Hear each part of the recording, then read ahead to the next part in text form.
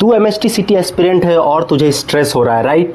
तो सुन, ये next 3 minute तेरी रैंक डिसाइड कर सकती है। और ऐसा मैं क्यों बोल रहा हूँ, तो चलिए वीडियो में आगे जानते हैं। सो हाय गाइज, मेरा नाम है आदित्य और आप देख रहे आदित्य सैनी COAPN। तो अगर आप एमएचटी सिटी का प्रेप करते हो तो ये वीडियो आपके लिए एक ब्लूप्रिंट, लास्ट फेज ब्लूप्रिंट है एक्चुअली। और यहाँ पर कोई मोटिवेशन नहीं देने के लिए मैं रेडी हूँ। मैं यहाँ पर कोई मोटिवेशन देने के लिए नहीं आया हूँ। यहाँ पर real, raw and reality strategy बताने वाला हूँ जो आपका पेपर में बहुत ज़्यादा हेल्प करेगी। और ये 3 to 4 मिनट जो वीडियो पर दोगे वो आपको वर्थ इट लगेगी अपने पूरे दिन में जो आपने किया आज का। पता है सबसे बड़ी मिस्टेक क्या है जो बच्चे अक्सर करते हैं, जो मैंने प्रिपरेशन के फेज में भी देख रखा है और बहुत ज़्यादा मैंने इसको क्लोजली ऑब्जर्व किया एक्चुअली। वहाँ पर एक स्टूडेंट होता है जो बच्चों को, वो जो एक स्टूडेंट होता है वो एक सब्जेक्ट को काफ़ी ज़्यादा ही फोकस रखता है, अपने स्ट्रॉन्ग सब्जेक्ट को और स्ट्रॉन्ग करते जाता है एंड वीक सब्जेक्ट को काफ़ी ज़्यादा नेगलेक्ट करता है। और ये चीज़ इतना ज़्यादा डेंजरस है, उसको इनिशियली समझ में नहीं आता है। उसको बहुत अच्छा लग रहा होता है जब उसके क्वेश्चंस बन रहे होते हैं, लाइक फीलिंग गुड, दिन में बहुत अच्छा लग रहा है, रात को नींद अच्छी आ रही है। बट इन रियलिटी ऐसा नहीं होता है। अब दो सिनारियो समझते हैं, चलिए। स्टूडेंट ए, स्टूडेंट बी, राइट? अब स्टूडेंट ए का स्ट्रॉन्ग सब्जेक्ट फिजिक्स है, राइट, और वीक सब्जेक्ट केमिस्ट्री है। और स्टूडेंट बी का भी स्ट्रॉन्ग सब्जेक्ट फिजिक्स है और वीक सब्जेक्ट केमिस्ट्री है। सो द थिंग इज कि जो स्टूडेंट ए है वो फिजिक्स को इतना कर रहा है कि केमिस्ट्री को नेग्लेक्ट कर दे रहा है, राइट? लेकिन वहीं पर स्टूडेंट बी क्या कर रहा है, फिजिक्स को तो साथ लेके चल ही रहा है, लेकिन एट द सेम टाइम वो इस चीज़ को जानता है कि मेरा केमिस्ट्री वीक है तो मैं केमिस्ट्री को भी साथ लेके चलना पड़ेगा, चाहे हुक और बाई क्रूक। तो वो केमिस्ट्री को भी थोड़ा थोड़ा 2 घंटा 3 घंटा डे में पढ़ता है ताकि उसका वीक ना रह जाए। तो इससे क्या होता है कि जब वो एग्जाम में बैठता है तो ए से ज़्यादा अच्छा स्कोर बी कर जाता है। ऑल्दो दोनों का फेवरेट सब्जेक्ट फिजिक्स ही था, स्ट्रॉन्ग सब्जेक्ट, लेकिन एक का वीक रहने दिया और एक ने वीक को थोड़ा बैलेंस रखा। वो कहते हैं टॉपर वो नहीं होते जिनका एक सब्जेक्ट बहुत ज़्यादा स्ट्रॉन्ग हो, टॉपर वो होते हैं जो अपने वीक सब्जेक्ट को भी बैलेंस लेके चले, राइट? तो इस चीज़ को ध्यान रखना है। अब चलिए वीडियो में बहुत आगे बढ़ते हैं, जो कि 3 पॉइंट है जो बहुत मेन है और आपको हमेशा इस चीज़ को ध्यान में रखना है पेपर से पहले। टाइम्स अप बडी। अब नया चैप्टर आपको स्टार्ट नहीं करना है जब तक आपका पहले का चैप्टर का रिवीजन पूरा ना हुआ हो। Revision is much greater than starting a new chapter. इस बात को आप समझो, ये बहुत ज़्यादा इंपॉर्टेंट बात है। आपको अभी सारे चैप्टर्स, ले सपोज आपने 10 चैप्टर पढ़ रखे हैं, ठीक है? 10 में से अब चैप्टर आपको 3-4 चैप्टर और पढ़ने हैं। लेकिन यहाँ पर ही आप गलती करते हो, आप नए चैप्टर और नए टॉपिक पे घुस जाते हो। वहाँ पर आपको अलग दिमाग लगानी पड़ती है, अलग मेहनत लगना पड़ता है, अलग बेसिक से लेकर एडवांस तक जाना पड़ता है। और उस चक्कर में आप लोग क्या करते हो कि आपको जो 10 चैप्टर है उसको आप थोड़ा मॉडरेट कर देते हो, बैलेंस मिला देते हो। लेकिन वहीं पर आप अगर 10 चैप्टर का रिवीजन कर लोगे तो उस मॉडरेट के लेवल से आप उठ जाओगे, हायर लेवल में चले जाओगे, जिससे अगर उस चैप्टर का क्वेश्चन आए तो आप अच्छे से निपटा सकते हो। तो फोकस ऑन दैट कि आप जितने भी अपने चैप्टर पढ़ रखे हैं उस चैप्टर का आप प्रॉपर्ली रिवीजन कर लो, फिर ही नया टॉपिक पे कूदो। फिर लगे जब कॉन्फिडेंस आ जाए कि यस, ये 10 चैप्टर के 10 चैप्टर सारे क्वेश्चन में कर सकता हूँ, then move to a new topic. Otherwise आप रिवीजन ही करते रहो, जितना ज़्यादा आप कर सकते हो उतना ज़्यादा। नंबर 2, बच्चे अक्सर ये गलती करते हैं और मैं चाहता हूँ प्लीज़ आप ये सब गलती ना करो। मॉक टेस्ट दो, मॉक टेस्ट कितनी बार बोल चुका हूँ, टेस्ट दो। लेकिन यहाँ पर एक और पॉइंट आती है जो मैं बहुत कम लोगों को समझ में आती है कि बस आपको टेस्ट नहीं देना है, उस टेस्ट को एनालाइज भी करना है।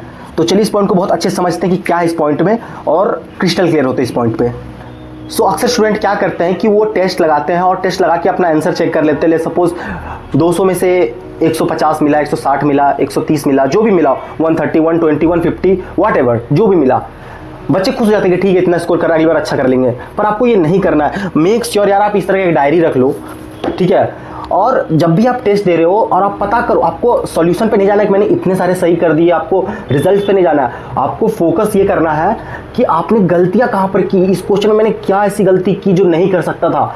ले सपोज आपने कोई कॉन्सेप्ट भूल गया, कोई फॉर्मूला भूल गया, कोई सिली मिस्टेक भूल गया, उस चीज़ को अगर एक बार आप इस डायरी में लिख लोगे ना, उसके बाद अगर वो क्वेश्चन आया या उस कॉन्सेप्ट का क्वेश्चन आया, मैं 100% लिख के दे सकता हूँ कि अगर आपने सही से एक पैटर्न फॉलो किया, आप डेफिनेटली नेक्स्ट टाइम में अगर वो ऐसा क्वेश्चन आ गया कहीं भी, आप उसको सॉल्व कर जाओगे।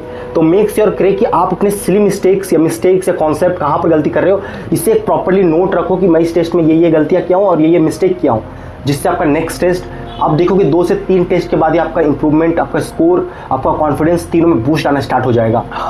पॉइंट नंबर 3, फॉर्मूला नोट बनाओ। मैं ये क्यों बोल रहा हूँ, क्योंकि ये बहुत ज़्यादा इंपॉर्टेंट है और इससे बच्चे इतना वीक समझते हैं कि लगता है फॉर्मूला नोट, शॉर्ट नोट ये कौन बनाता है? सभी बनाते हैं, बस आप नहीं बनाते, इसलिए आपका नंबर इंप्रूव नहीं हो रहा है।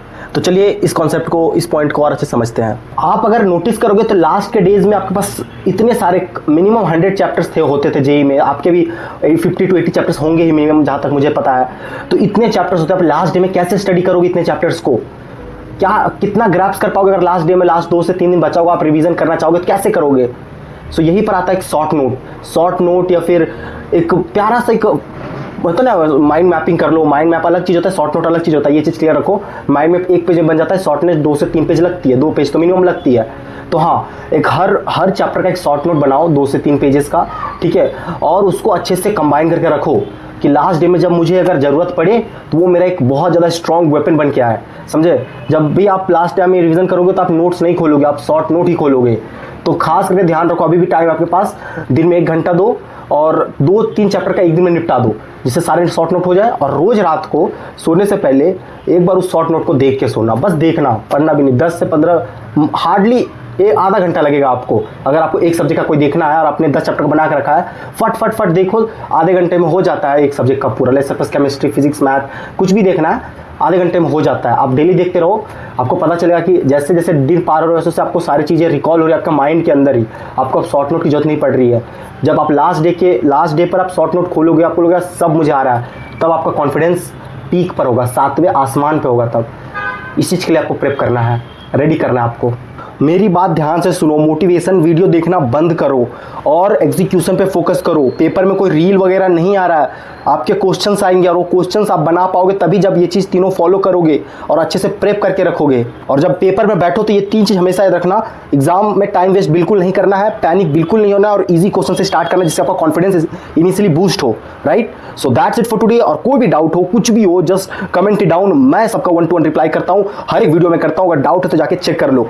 और as a big brother, best of luck, exam फोड़ के आओ। कोई भी दिक्कत हो just comment down, I will connect with you definitely.